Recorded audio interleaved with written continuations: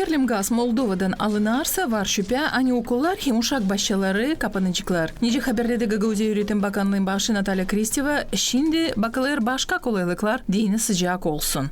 Сегодня у нас из всех школ только одна гимназия в селе Гайдары имеет возможность и топится на биотопливе. У них есть запас. Bugünkü gün bizde sadece bir okul Gaydar köyünde biomassanın yardımından ısıdılır. Da onlarda var soğukların bitkisinden neylen ısınma. Öbür ürünmek kurumların işi gazı durgudarsaydılar var nasıl durgunsun. Biz düşüneriz elektrika teknikasından ısınalım. Ama yemek odaların işine göre geçen vakitlarda belli edildi ki çoğu okullarda elektrika проводları dayanamayacaklar.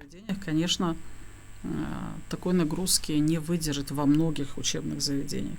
Ne bağlı uşak başalarından 3 yaslada 57'den var nice yakma yakacaklan. Bu tomay kıpçak hem karbaliye. Nice haberlerde tomay köyün başı Fyodor Topçu zorluk çekerler uşak başanın filialından yeri 2 grupa gezer. O bulunur yerindeki lise yapısının teritoriyasında. Ama uşak başasının bir payı gazla yakılır. Детский сад «Теремок» у нас перешел на... Terimok uşak başçası ta 2014 yıldan ısınır briketlerin yardımından. Ondan sonra nice pay aldı hem taradı grant finanslarını. Onların yardımından efektif İtalyan katil satın alındı. Bu takım 2014 yıldan gaz ki uşak başçasını ısıtma koşulmadı. Саду в основном не включали газ ни разу. Kıpçak'ta 4 uşak başçası ısıdılırlar paletayla. Köyün başı Ali Garizan söyledi böyle tayi. Kapital remontundan sonra var kolaylık hem gazla hem piletlerle ısınalım. Bize de yakışıklı yakacakla ya piletlerle kurumları ısıtma.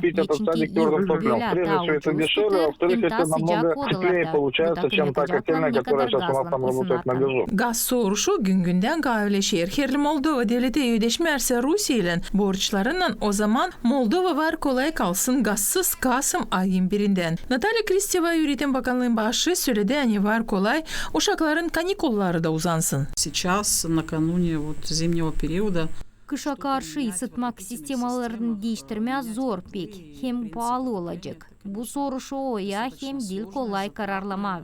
проблема, которая просто так не разрешится. Kanikullar canavar ayın 31'ine kadar sürtecekler.